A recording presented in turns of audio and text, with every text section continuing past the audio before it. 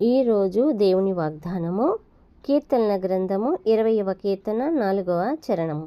నీ హృదయవాంఛలను ఆయన నీకు అనుగ్రహించి నీ ఆలోచనలన్నింటినీ సఫలపరచును. ఈ వాక్యం యొక్క సారాంశం ఏమిటంటే, ఈ వచనంలో దేవుని ఆశీర్వాదం మరియు ఆయన ప్రజలపై చూపే అపారమైన ప్రేమ కృప గురించి చెప్పబడుతుంది.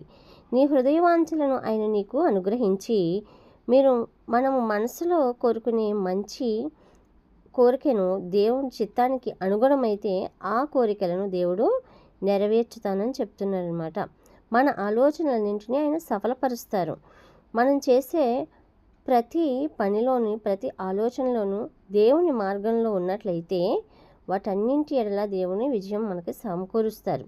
దేవునిపై నమ్మకం ఉంచి ఆయన ఆశీర్వాదంను పొందుకుందాం. మన కోరికలు, మన ఉద్దేశాలు ఆయన ప్రణాళికలో ఉండి ఆయన చిత్తానికి అనుగుణంగా ఉంటే ఆయన వాటిని ఖచ్చితంగా నెరవేర్చుతాడు. ప్రతి విషయంలో కూడా మనకు విజయాన్ని అందిస్తాడు.